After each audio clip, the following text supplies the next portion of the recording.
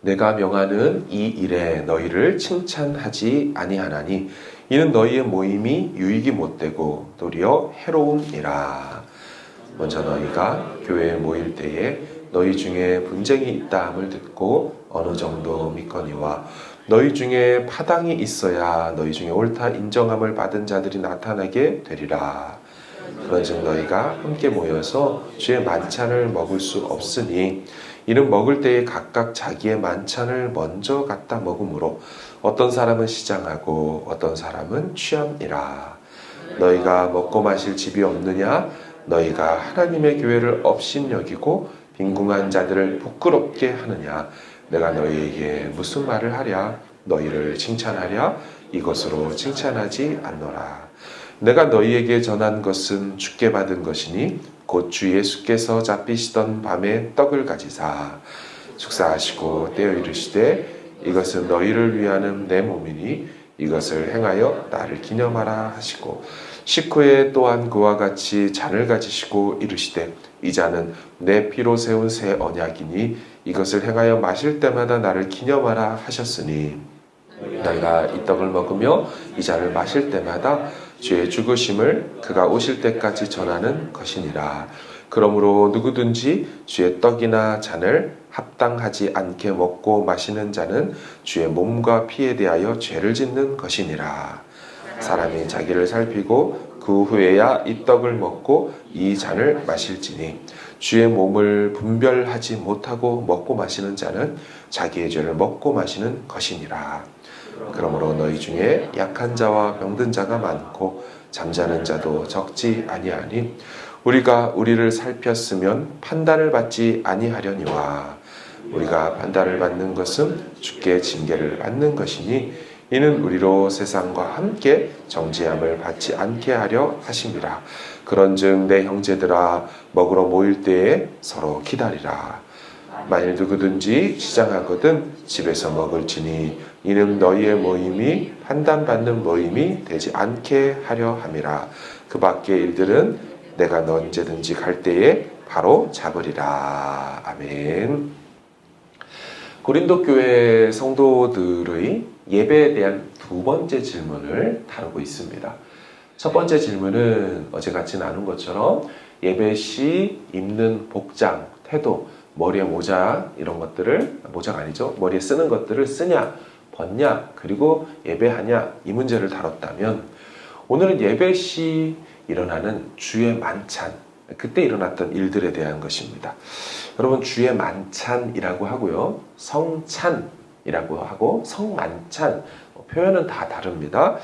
같은 말이지만 참된 의미가 무엇일까요? 제가 광명교회에 부임을 해서 성찬식을 집례할 때마다 상징적인 퍼포먼스를 했던 것을 기억하실 겁니다.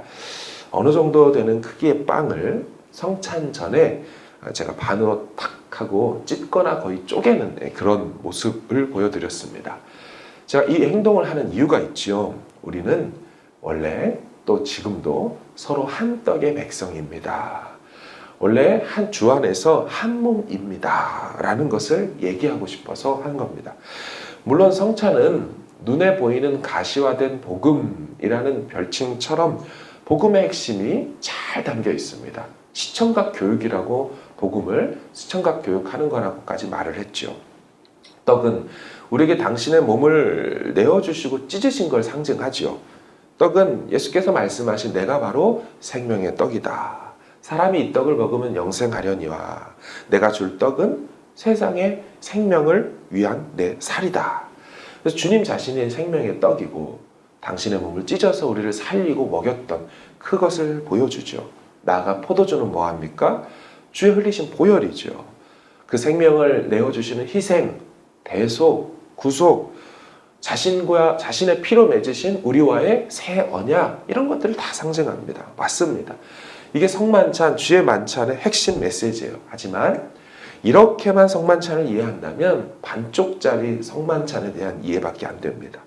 성만찬은 주님과의 연합, 주님과의 하나됨도 있지만 동시에 주님을 머리로 한 성도들 간의 한몸됨, 성도들 간의 연합됨을 확인하는 자리고 그걸 또 고백하는 자리가 이 성만찬의 중요한 또 50%의 의미입니다. 그래서 제가 교회에서 성찬을 집례할 때 우리는 한떡의 백성이라는 것을 계속 강조합니다. 문제가 무엇입니까? 지금 고린도 교회는 이 성찬의 참 의미를 망각했다는 겁니다. 그래서 한 몸됨을 확인해야 되는 주의 만찬으로 모여서는 서로 분열하고 나뉘어지고 있었습니다. 18절을 좀 보시기 바랍니다. 제가 읽어드릴게요. 먼저 너희가 교회에 모일 때에 너희 중에 분쟁이 있다 함을 듣고 20절 그런즉 너희가 함께 모여서 만찬을 할 수가 없다. 지금 교회가 분열되어 있는 상태에서 만찬 이거 못한다.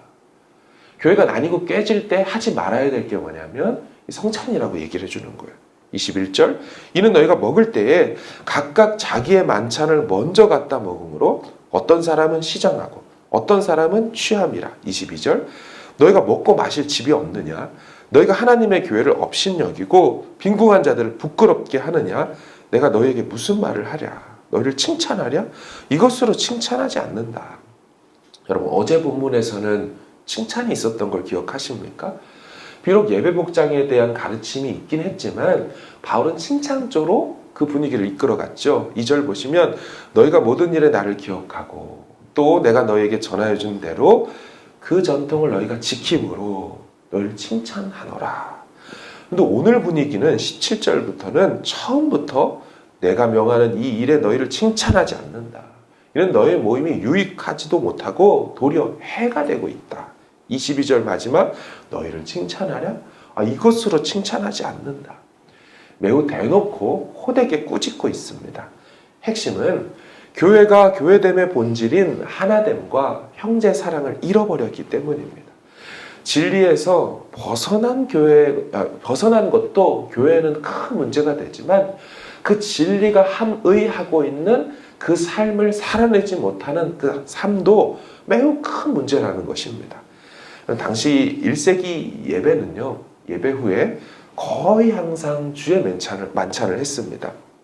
우리야 이 성찬이 성례화되고 의전화되어서 의식처럼 그 안에서 하고 있지만 2000년 전 저들은 예수님이 실제로 성찬을 언제 했습니까? 6월절 함께 만찬 식사하던 중에 그것을 행하셨습니다. 그래서 성찬과 식사가 2000년 전에는 별 구별이 없었습니다. 예수님이 먹다가 떡을 떼시고 다 먹은 다음에 잔을 마셨단 말이에요. 그러니까 성찬이 떡과 잔을 한 게 예배 식사 때도 있었지만 끝나고도 있는 이 걸친 상태로 있기 때문에 그 당시 그것을 그대로 따라했던 그 1세기 예배 때는 우리처럼 의전화되지 않았습니다. 자연스럽게 애찬 식사와 성찬이 연결되었죠. 우리로 따지면 점심 애찬을 다 같이 먹은 다음에 자연스럽게 성찬으로 이어지는 것입니다. 그런데 문제는 이들이 주의 만찬을 먹을 때 다른 사람을 배려하지 않고 누군가는 만찬을 먼저 독식하고 있었다는 것입니다. 21절 읽어드리겠습니다. 이는 먹을 때 각각 자기의 만찬을 먼저 갖다 먹으므로 어떤 사람은 시장하고 어떤 사람은 취함이라. 다 같이 모이기를 기다린 후 다 모이면 함께 순서에 따라 만찬에 참여해야 하는데 어떤 이들은 늦게 오는 사람을 기다리지 않고 먼저 다 갖다 먹어버려서 뒤에 오는 사람들은 먹을 게 없어지는 거예요. 그래서 먼저 먹은 사람은 먹을 게 많으니까 심지어 포도주를 잔뜩 먹어서 혼자 누구는 취해져 버려 있고 누구는 아예 마시거나 먹을 게 없어져 버리는 일들이 일어났다라는 겁니다. 여러분 왜 이런 일이 일어날까요? 이는 당시의 노예 문화 때문입니다. 당시 1세기 일요일 안식 후 첫날 안식일인 토요일 다음 날인 주님 부활하신 그 일요일 예배 때 그날이 쉬는 날이 아니었습니다.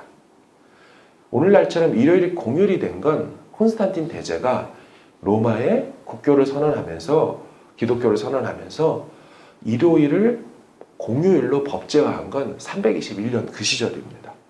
그러니 1세기를 살고 있던 저들은 일요일날 예배를 했지만 그게 일 다 하고 저녁 오후에 예배를 했던 상황입니다. 게다가 자유인들은 노예를 집에 두고 일을 안 합니다.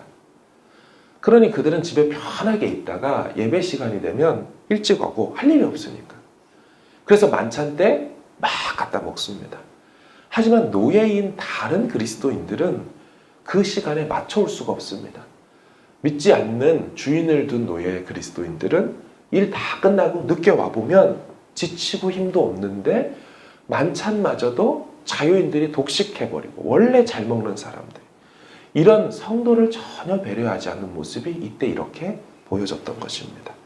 성찬의 본래 의미가 우리가 한떡의 백성임을 확인하고 생명 주신 주님께 감사하고 기념하는 시간인데, 한몸됨을 확인하고 고백하는 시간에 전혀 한몸 아닌 것처럼 행동하는 자유인 그리스도인들 때문에 그 일들이 벌어진 것입니다.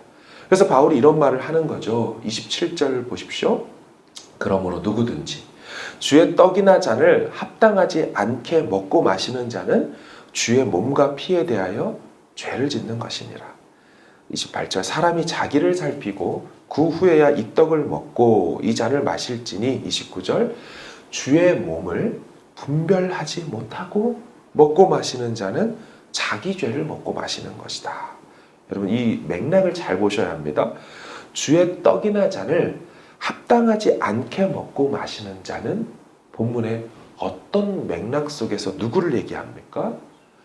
그렇죠. 한몸됨을 부인하고 한몸됨을 흐트러뜨리고 깨는 형제 사랑이 없고 배려가 없는 사람을 바로 떡과 잔을 합당하지 않게 먹고 마시는 겁니다.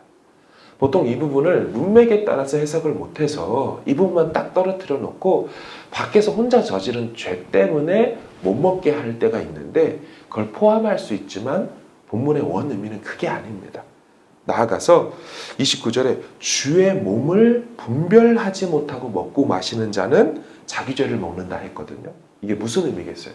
주의 몸을 분별하지 못하고 먹는다는 얘기는 주의 몸인 교회의 하나됨을 깨뜨리고 그게 중요한지 모르고 성찬을 왜 어떤 의미로 하는지 모르고 먹고 있다면 그건 네 죄를 먹는 것이다.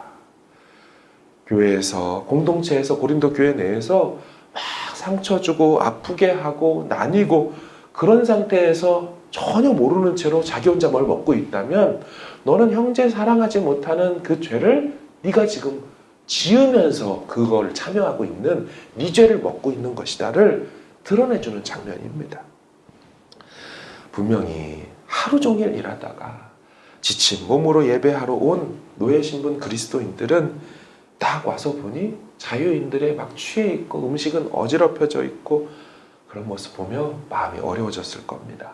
그래서 교회가 분열이 생긴 것이죠. 바울은 이런 모습은 교회가 아니라고 호통을 친 것입니다. 33, 34절 그런즉 내 형제들아 먹으러 모일 때에 서로 기다리라. 만일 누구든지 시장하거든 정말 배고프면 집에서 먹고 와라. 이는 너희의 모임이 그 너의 배고픔으로 인하여 그르쳐져서 판단받고 심판받는 모임이 되지 않게 하기 위함이다. 세상에 인종차별에 대한 이야기가 많이 들리지요. 미국의 조지 플로이드 사건입니다. 사실 우리 아시안들은 유럽과 북미 지역을 가면 실제로 인종차별을 종종 겪곤 합니다. 그런데 생각해보면 사실 세상은 늘 차별과 편견의 세상이었죠. 이 차별과 편견이 유일하게 없어지는 나라가 하나님 나라입니다. 주님이 오실 때 이루어질 가장 정의롭고 공평한 그런 세상의 모습이지요. 그리고 교회는 그 오실 하나님의 나라를 현재적으로 이 땅에서 잠시나마 경험하는 것입니다. 죄악이 관영하여 완전할 수는 없지만 우리는 이 주의 만찬을 통하여 우리가 만나게 될 하나님 나라를 얼마간 맛보게 되는 것이지요. 교회는 세상에서 그렇게 상처받은 사람들이 모여와 그런 주님의 차별 없는 사랑하심을 경험해야 하는 것입니다.